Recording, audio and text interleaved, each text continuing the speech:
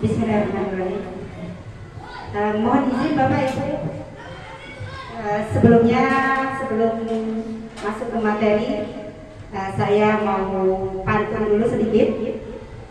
Makan nasi dengan sambal belacan, tidak lupa pakai santan daun adur. Kepada Bapak Ibu sekalian, saya ucapkan Assalamualaikum warahmatullahi wabarakatuh.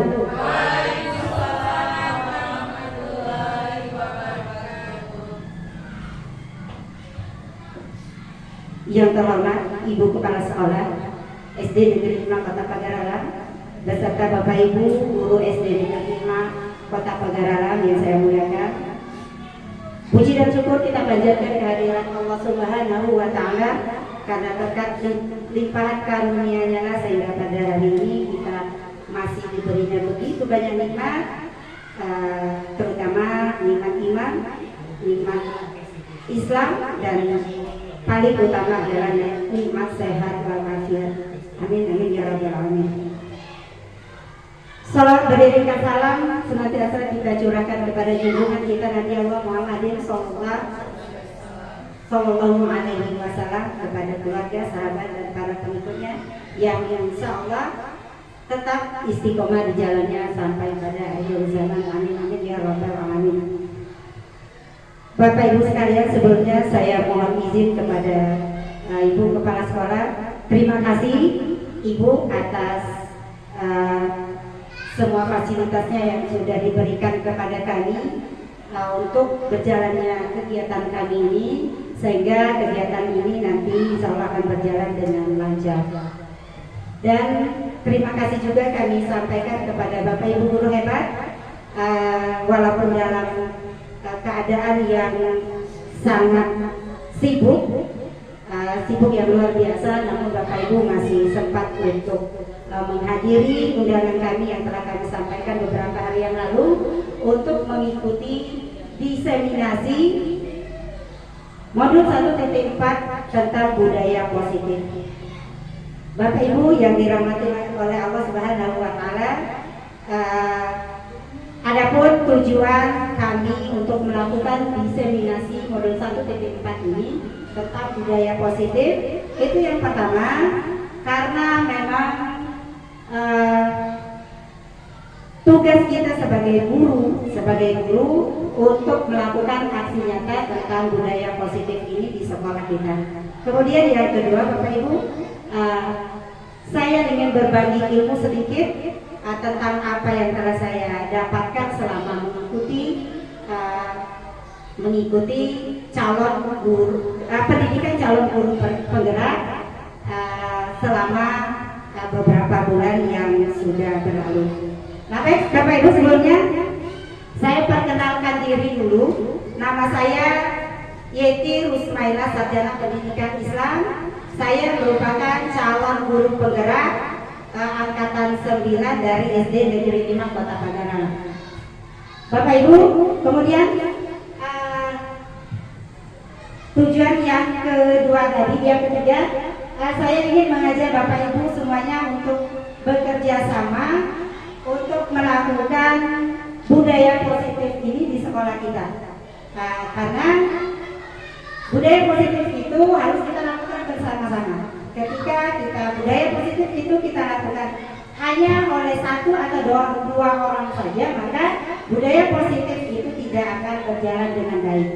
Untuk itu hari ini mari kita sama-sama bekerja sama, berkolaborasi untuk meningkatkan untuk menciptakan budaya positif di sekolah kita dan bisa kita terapkan di masa yang akan datang.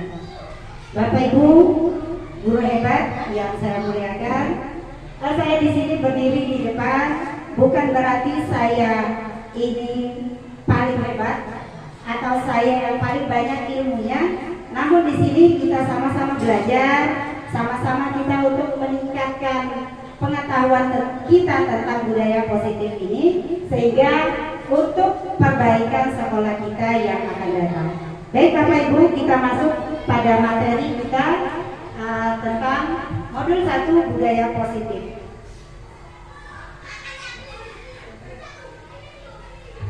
Bapak Ibu bisa dilihat di layar. Yang pertama ada konsep inti budaya positif. Nah, konsep inti budaya positif ini ada 8. Yang pertama itu perubahan paradigma belajar. Kemudian yang kedua ada disiplin positif. Yang ketiga nilai-nilai kebajikan. Yang keempat kebutuhan dasar manusia. Yang kelima motivasi perilaku manusia. Yang keenam posisi kontrol guru. Yang ketujuh keyakinan kelas. Dan yang terakhir segitiga restitusi. Bapak Ibu, nanti saya akan jelaskan satu persatu tentang konsep inti budaya positif. Baik, selanjutnya yang pertama pembelajaran dengan paradigma baru, ya, pembelajaran dengan paradigma baru.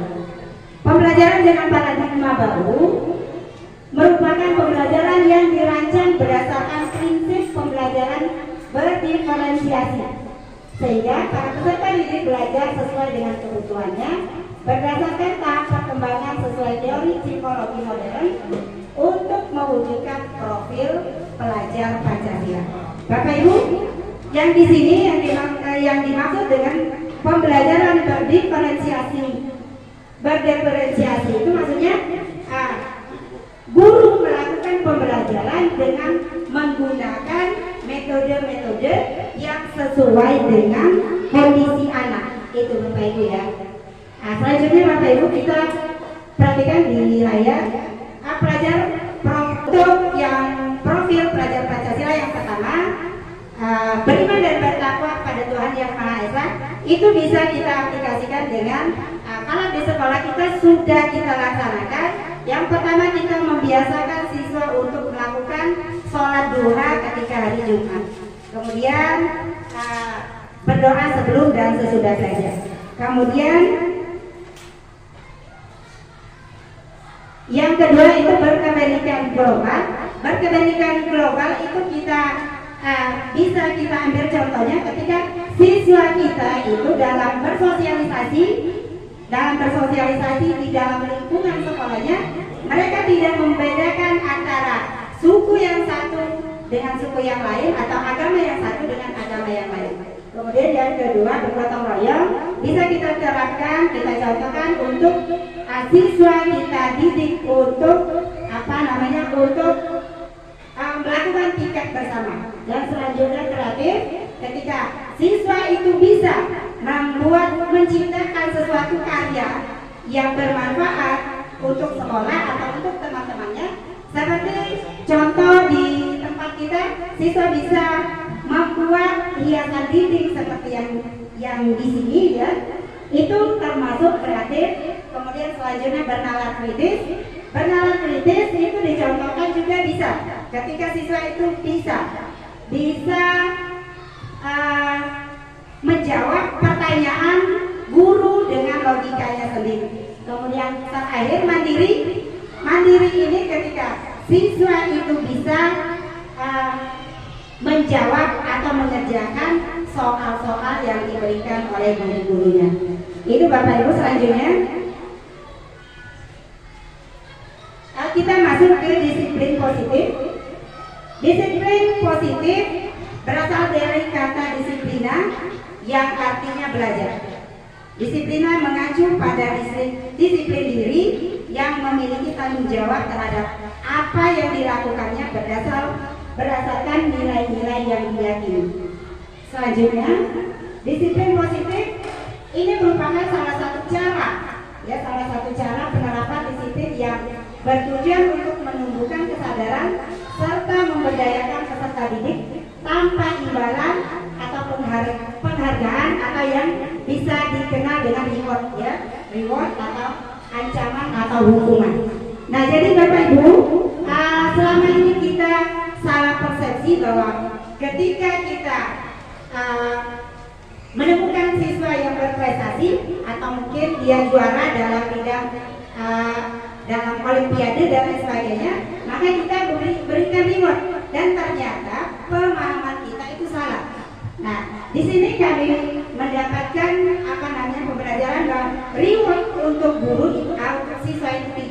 diperbolehkan, ya, karena yang pertama, penyebab yang pertama karena akan membuat peserta yang siswa yang diberikan imbalan tadi akan merasa bahwa dirinya lebih hebat dari teman-temannya yang lain.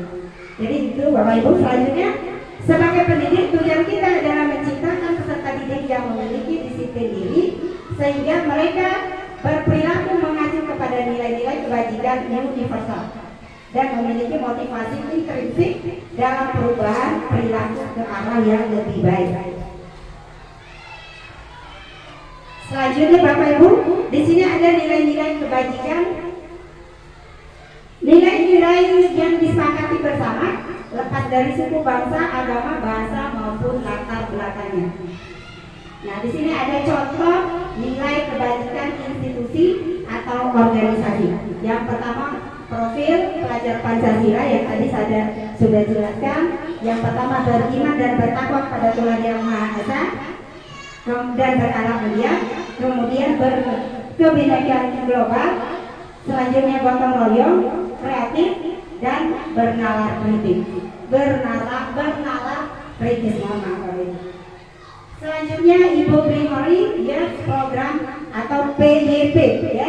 Di sini tentang toleransi, rasa hormat, integritas, mandiri, menghargai, antusias, empati, keingintahuan, kreativitas, kerjasama, percaya diri, dan komitmen. Selanjutnya Bapak Ibu, keterampilan hidup atau life skill. Hal ini dapat dilakukan dengan dapat dipercaya, lurus hati, pendengar yang aktif, tidak merendahkan orang lain, dan memberikan yang terbaik bagi siswanya. Nah, selanjutnya Bapak Ibu, manusia itu ada kebutuhan dasarnya Bapak Ibu. Kebutuhan dasar manusia itu merupakan segala sesuatu yang kita lakukan untuk mendapatkan apa yang kita inginkan. Seluruh tindakan yang kita lakukan memiliki tujuan tertentu dan semua usaha terbaik yang kita lakukan adalah dalam rangka agar kebutuhan dasar kita terpenuhi dengan baik. Di sini dapat kita lihat ada 5 kebutuhan dasar atau kebutuhan pokok manusia Bapak Ibu. Yang pertama itu kebutuhan untuk bertahan hidup, yang kedua kasih sayang dan rasa diterima, yang ketiga penguasaan, yang keempat kebebasan atau kesenangan. Nah, untuk kebutuhan bertahan hidup itu dengan terpenuhinya yang pertama itu makanan, kemudian pakaian, tempat tinggal, keamanan dan kesehatan. Itu kebutuhan manusia untuk bertahan hidup. Selanjutnya Bapak Ibu, kasih sayang dan rasa diterima. Nah, kasih sayang dan rasa diterima, yang pertama rasa dipedulikan, kemudian berbagi, kerjasama, menjadi bagian dalam kelompok. Itu. Selanjutnya kebutuhan penguasaan. Kebutuhan penguasaan ini terdiri dari harga diri, keinginan untuk dianggap memimpin, kemudian berprestasi, diakui dan didengarkan. Jadi demikian juga dengan siswa, bukan hanya kita saja yang harus didengarkan. Kalau kita ngajar, kita harus didengarkan selalu oleh siswa, dan kita pun harus mendengarkan apa yang dikeluhkan oleh siswa, apa yang diinginkan oleh siswa kita itu sendiri. Selanjutnya Bapak Ibu, kebutuhan dasar manusia yang keempat tentang kebutuhan kebebasan. Nah, di sini yang dibutuhkan tentang mandiri, memiliki pilihan, mencoba hal baru, mampu mengalihkan arah diri. Dan selanjutnya Bapak Ibu tentang 5 kebutuhan dasar manusia yang kelima, kesenangan. Kesenangan yang dimaksud di sini adalah kesenangan dalam bermain, yaitu untuk siswa tentunya. Kemudian kesenangan ketika ada humor, ya. Kemudian antusiasme dan tertawa. Jadi Bapak Ibu, siswa kita itu memang untuk meningkatkan gairah belajarnya, memang mereka dibutuhkan untuk suasana yang seperti ini, ya. Kalau belajar jangan contoh yang tadi seperti yang tadi belajar yang menggunakan pembelajaran berdiferensiasi, bahwa guru itu harus menggunakan pembelajaran atau metode-metode yang memang sesuai dengan bakat dan minat siswa itu sendiri. Mungkin bisa kita ajak mereka keluar, atau mungkin dengan menggunakan layar yang sekarang kita gunakan, dengan cara pembelajaran itu dibuat dengan cara bernyanyi, itu juga lebih menyenangkan bagi siswa kita, Bapak Ibu. Selanjutnya Bapak Ibu, di sini ada motivasi perilaku manusia. Motivasi perilaku manusia itu terdiri dari 3. Yang pertama, untuk menghindari ketidaknyamanan atau hukuman. Yang kedua, untuk mendapatkan imbalan atau penghargaan dari orang lain. Kemudian yang ketiga, untuk menjadi orang yang mereka inginkan dan menghargai diri sendiri dengan nilai-nilai yang mereka percaya. Selanjutnya Bapak Ibu, di sini ada hukuman ya. Ternyata Bapak Ibu, selama ini persepsi kita itu salah. Ketika kita dalam kegiatan belajar mengajar atau dalam suasana sekolah di kompleks sekolah, ketika ada siswa yang bersalah, tentu kita menghukum siswa dengan tujuan untuk mendisiplinkan siswa. Dan ternyata menghukum itu untuk mendisiplinkan siswa itu merupakan perbuatan yang keliru, Bapak Ibu. Jadi tidak boleh kita menghukum siswa, namun kita alihkan dengan nanti ada masuk ke untuk mendisiplinkan siswa itu ada dengan 3 hal-hal ya. Nanti masuk ke restitusi, segitiga restitusi.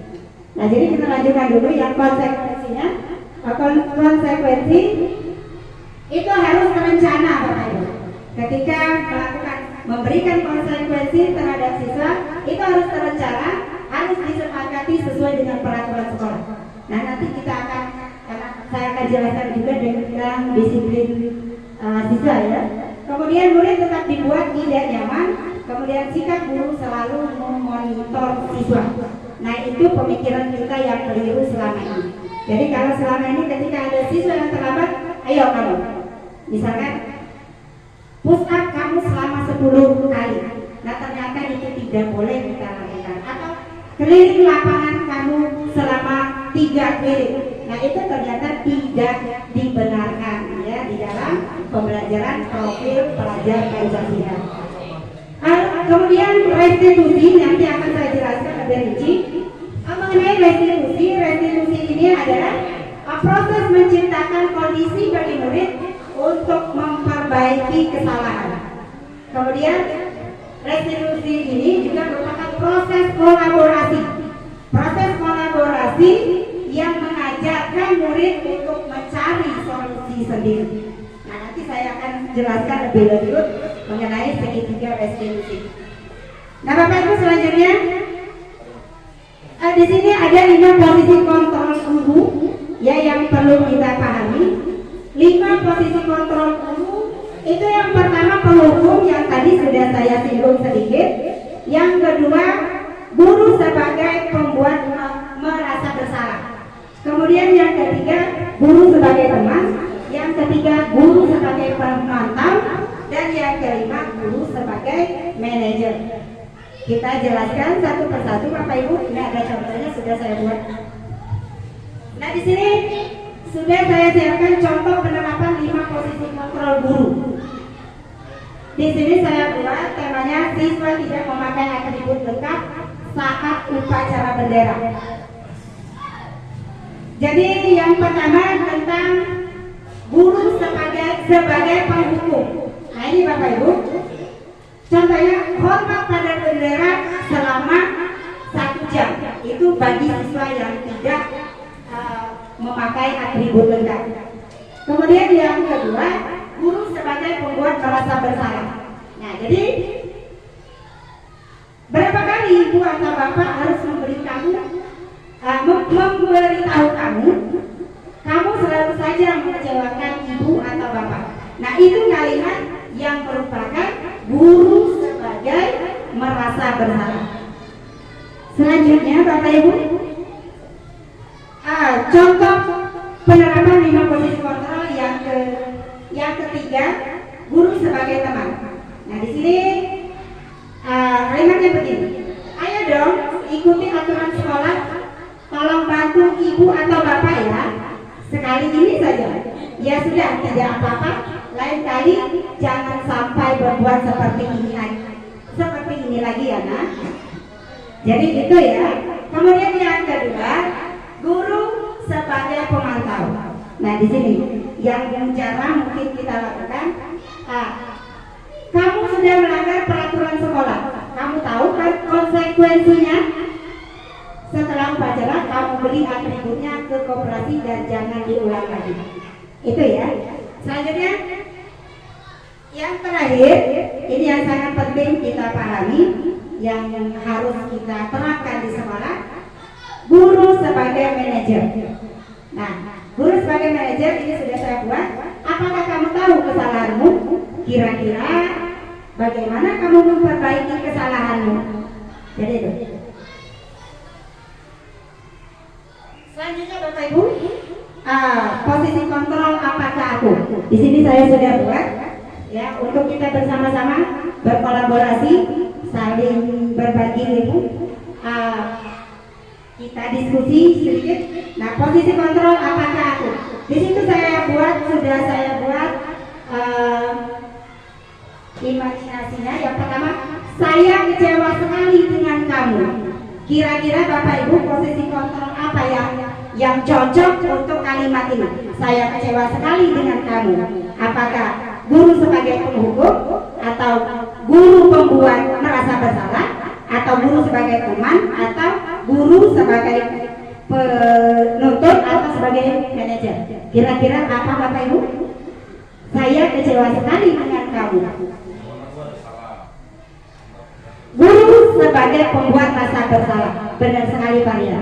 Nah jadi itu contoh posisi kontrol guru pembuat merasa bersalah. Selanjutnya ada lagi, kamu tidak pernah benar melakukannya. Itu kira-kira apa? Penghukum atau pembuat merasa bersalah, atau sebagai teman, atau pemantau, atau manajer Bapak Ibu. Kira-kira kamu tidak pernah kamu tidak pernah benar melakukannya. Kira-kira apa Bapak Ibu? Guru sebagai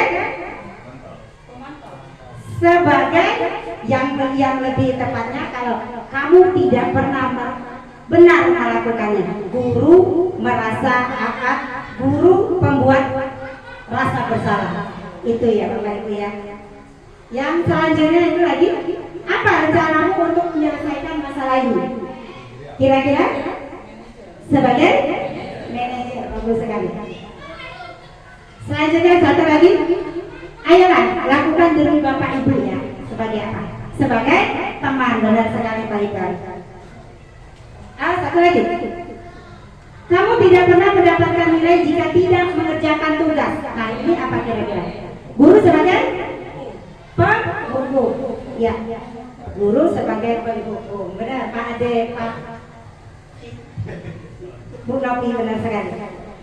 Nah sekarang kita masuk ke keyakinan kelas ya Bapak Ibu. Keyakinan kelas, mengapa keyakinan kelas? Mengapa bukan peraturan kelas saja?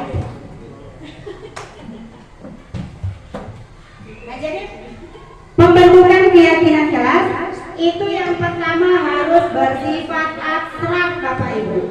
Yang kedua harus berupa pernyataan universal. Yang ketiga dibuat dalam pernyataan positif, kalimat yang bagus maksudnya. Yang ketiga sedikit saja agar mudah diingat, jangan terlalu panjang. Keempat sesuai dengan kondisi kelas dan sekolah sehingga mudah untuk diterapkan. Kemudian yang kelima, semua warga sekolah atau warga kelas dilibatkan saat membuat keyakinan kelas. Jadi itu ya Bapak Ibu, untuk membuat keyakinan kelas harus mengikuti alur yang itu. Nah ini tadi yang saya sudah singgung, segitiga restitusi. Mungkin ini masih asing bagi kita ya mendengarnya. Segitiga restitusi ini merupakan salah satu ya suatu proses yang dijalankan oleh guru agar dapat menghasilkan murid yang mandiri dan bertanggung jawab. Ya, ini untuk menghadapi siswa yang mempunyai masalah. Ya. Lalu tahapan untuk melakukan segitiga restitusi ini ada 3 Bapak Ibu. Yang pertama, validasi tindakan yang salah. Kita tanya dulu. Kemudian yang kedua, menanyakan keyakinan. Yang ketiga, menstabilkan identitas. Baik, selanjutnya. Nah, di sini ada kalimat-kalimat contoh untuk menstabilkan identitas. Yang pertama, berbuat salah itu wajar, ya. Berbuat salah itu wajar. Kemudian tidak ada manusia yang sempurna. Kemudian contoh lain, ibu atau bapak juga pernah melakukan kesalahan itu. Kemudian ibu bapak tidak mau mencari siapa yang salah, siapa juga yang benar. Yang terakhir, kamu berhak merasa begitu. Jadi itu ya, itu kira-kira kalimat untuk menstabilkan identitas ketika kita menemui siswa yang bermasalah. Kemudian setelah langkah selanjutnya dalam segitiga restitusi, yang pertama, kalimat kira-kira yang kita ucapkan, kamu pasti punya alasan mengapa melakukan hal itu. Kemudian, padahal kamu bisa melakukan yang lebih baik. Selanjutnya Bapak Ibu, tentang menanyakan keyakinan. Yang pertama itu kira-kira apa keyakinan kelas yang sudah kita buat. Kemudian nilai-nilai apa yang telah disepakati bersama. Selanjutnya, seperti apa gambaran sebuah kelas yang ideal menurut kamu. Dan selanjutnya, kamu ingin menjadi orang yang seperti apa. Nah, jadi Bapak Ibu, sekarang kita masuk ke penutup. Dalam penerapan program disiplin positif, hendaknya guru memiliki standar kepribadian profesional dan sosial yang baik, di mana guru mampu merefleksikan dirinya dalam posisi kontrol saat ini. Bagaimana penjelasan dirinya sebagai among atau manajer yang menuntun murid-muridnya menjadi insan yang mandiri, merdeka, dan bertanggung jawab. Standar nasional pendidikan. Nah, demikian saja Bapak Ibu pemaparan diseminasi saya pada hari ini. Lebih dan kurang saya mohon maaf. Bila fisabilillah, fastabiqul khairat. Wassalamualaikum warahmatullahi wabarakatuh. Waalaikumsalam warahmatullahi wabarakatuh.